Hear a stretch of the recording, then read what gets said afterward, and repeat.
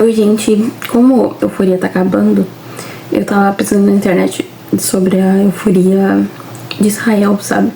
Que foi a euforia original. E eu achei pra assistir.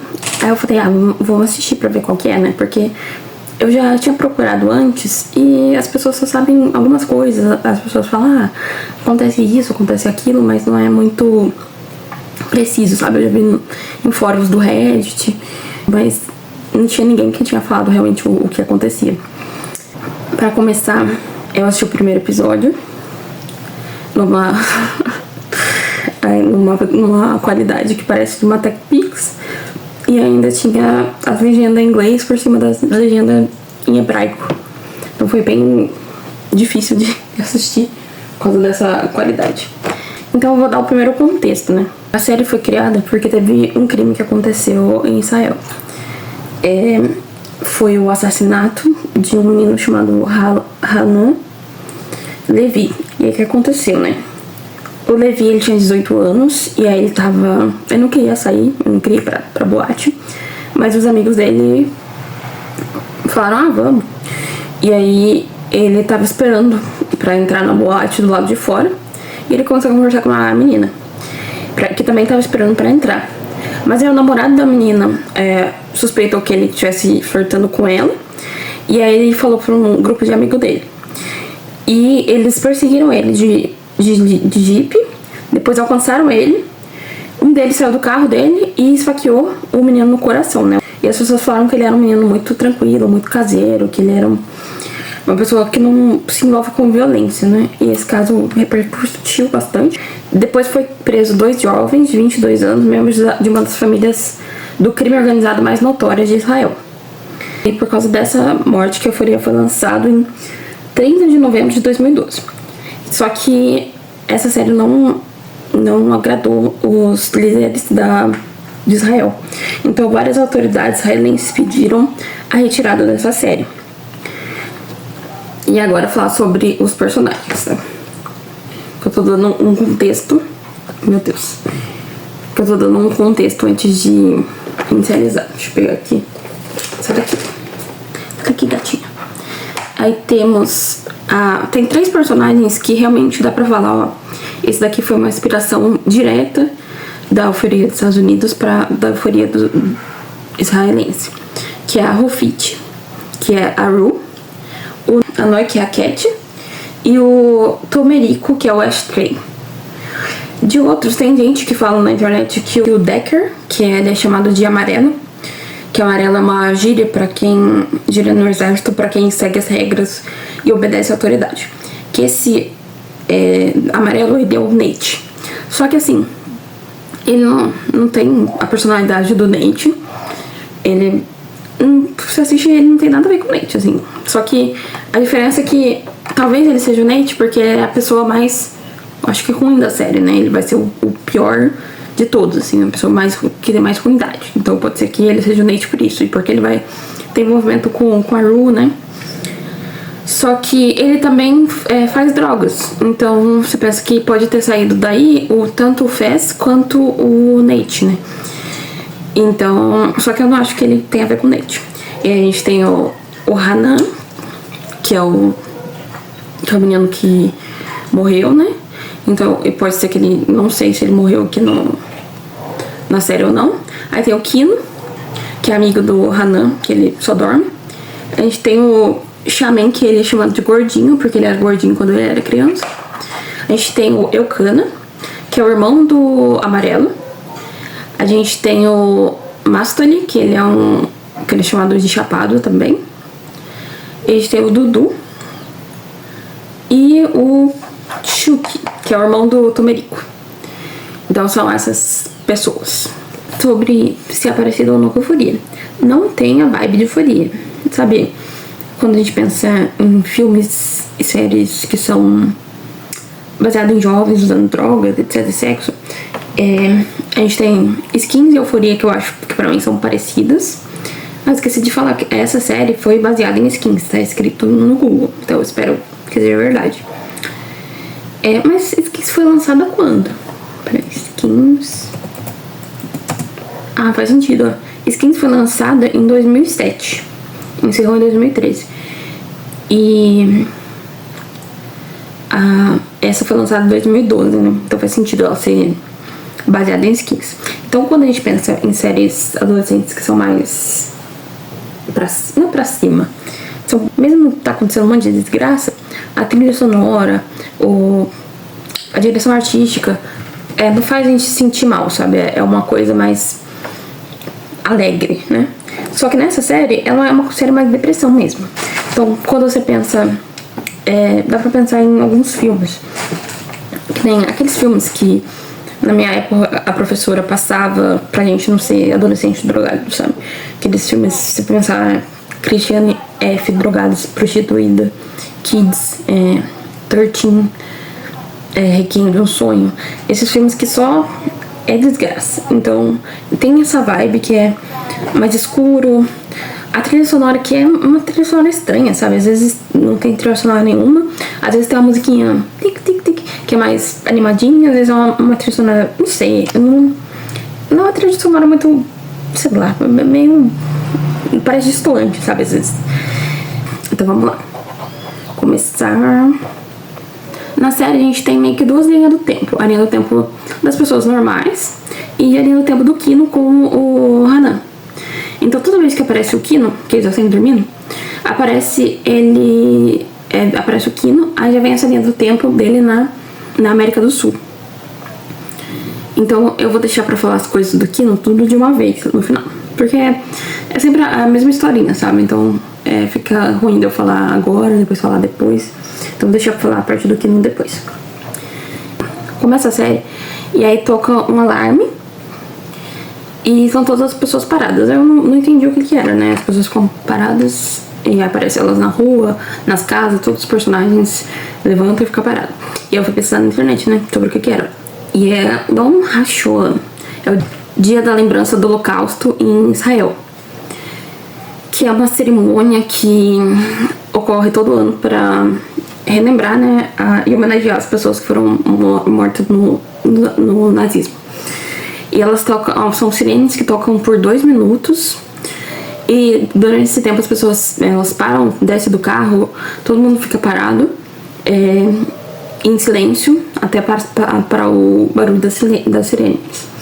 Eu vou chamar eles pelos nomes, os que aparecem, eu vou chamar eles pelos nomes dos Estados Unidos, porque eu acho difícil chamar, tipo assim, eu chamo ele de Tomerico, em vez de chamar Ashtray, eu acho que Ashtray é mais fácil de lembrar. E o Ashtray, ele vai na casa do Amarelo pra pegar droga para o Amarelo. Ele faz drogas, então ele cria droga na casa dele mesmo. Ele assiste uns vídeos na internet e vai criando droga na casa dele mesmo. Não é um super laboratório, nada, ele vai fazendo. E aí ele vai lá, aí o Amarelo dá um monte de droga pra ele levar pra rua. Ao mesmo tempo tem o Gordinho, que ele chama uma garota que faz serviços em troca de dinheiro. E ele chama ela pra casa dele, só que ele não consegue fazer nada com ela. Então a gente vê que ele tem um problema aí. E aí temos o Mastuli, que ele foi morar com 2 caras que estão na casa dos 40 anos. E ele vai ser meio que a marmita desses caras. Então ele leva a mala dele e ele vai morar na casa desses caras. A gente vê que o Mastuli é amigo do Amarelo. E ele vai lá pra casa deles, né? E a gente vê que ele também é ator. Ele trabalha atuando numa novela. E a Cat, ela fica o dia inteiro nas redes sociais, naquele tipo amigo, sabe? Procurando um homem, alguém pra conversar. Ela, na verdade, ela tá procurando um date, sabe? E ninguém quer conversar com ela. Acho que é porque ela é gordinha, né? E aí ela tá num aplicativo de relacionamento e alguém responde ela. Só que na verdade o Eucana, ele fica com várias mulheres, né? Ele tá com 2 mulheres na casa dele e são essas 2 mulheres que pegou o celular dele pra responder ela, porque acham engraçado meio que ela levar um fora por ela ser gordinha. Aí ela chega na casa dele e fala: oi, a gente tava conversando pelo aplicativo. Aí ele fala: não, a gente não tava não. Aí ele percebe que ela queria ficar com ele. Aí ele fala assim, quantos anos você tem? Aí ela fala 17. Aí ela fala assim, não, mas você é muito nova, eu não vou fazer isso.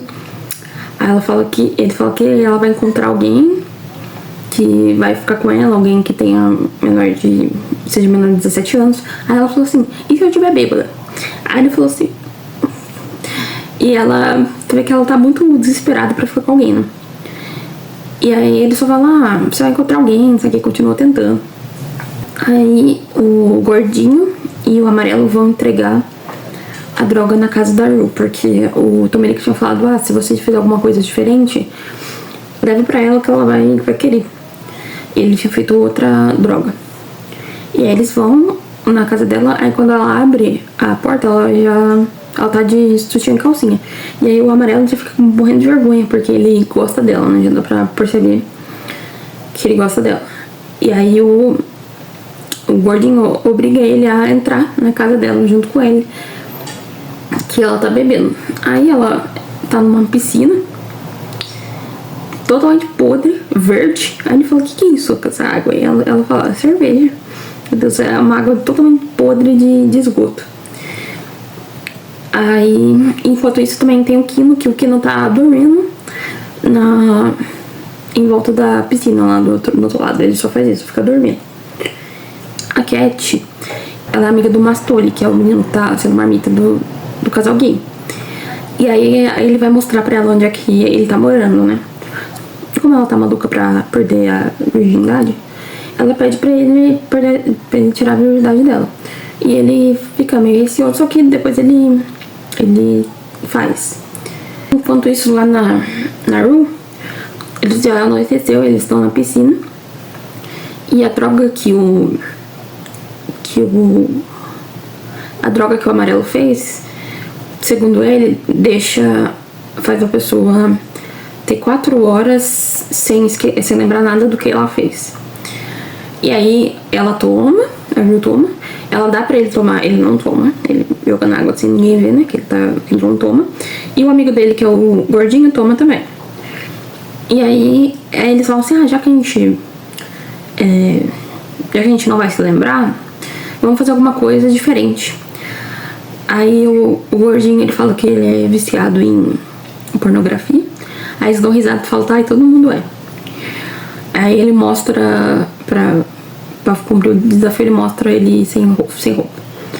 Aí na vez do amarelo, ele tenta beijar a Ru, só que ela não corresponde. Na vez da Ru, ela pega um caco que tava lá fora da piscina, e começa a se cortar. Aí o amarelo fica olhando e não faz nada. E o gordinho, ele já olha e fala, o que você tá fazendo, menina? Tira o caco da mão dela. Aí quando eles saem da piscina e tal, a Ru tá deitada lá, curtindo a brisa. E o amarelo pergunta pra ela, né? Por que você tem tantas cicatrizes no braço? Aqui, o braço dela aqui, é tudo cheio de cortes, né? Aí ela fala, ela dá uma descuidada, fala que é surf, que é não sei o que. Ela dá uma desconversada assim, não fala realmente por que é. E aí ele tem um flashback com ela, que ele tá deitado no chão, todo sujo, e ela meio que passa e olha. Ele fica meio que assustado. E a Ru fala pra ele, o que você vai fazer pra mim amanhã? Aí ele fala, como assim? Aí ela fala, queria alguma coisa pra eu tomar amanhã. Aí acaba. Foi isso que aconteceu. Mas aí tem a linha do tempo do Kino e do Hanan. Kino, ele tá com o Hanan andando no mato lá que parece ser América do Sul, porque todo mundo fala espanhol. E aí eles estão indo encontrar um lugar chamado Montanhas Negras. Aí eles conseguem uma carona de um cara numa caminhonete pra eles irem. Aí eles chegam numa casinha onde tem uma senhora sentada. Aí eles falam pra ela, a gente tá procurando Naman. Aí ela olha pra eles e fala, beleza. Aí ela entra na casa, eles já estão atrás, e ela joga uns cobertores em cima da cama. Aí ele fala, não, a gente não precisa disso, a gente só veio procurar a mamãe. Mais tarde eles estão jantando com ela, e ela fala assim, Namã se foi, ele está em Miranda El Silo, fica muito longe atrás da floresta tropical. Aí ela fala, algum momento eu vou pra lá. Aí eles perguntam, como que a gente chega lá? Aí ela fala, tem que cruzar o caminho de la muerte. Aí ele tira uma foto dela, aí dá risada. E aí ele pega e dá uma tiradinha de uma foto dela. Aí ela fala, não me saque fotos, não me saque fotos. Só que ela tô bem mal, assim. Essa parte é engraçada. Aí ele fala que ele pegou a alma dela na foto. É engraçadinho. Aí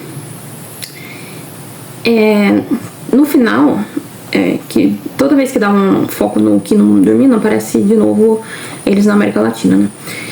E aí, no final, eles estão indo embora da casa, acho que eles dormiram lá, e ela tá sentadinha na varanda de novo.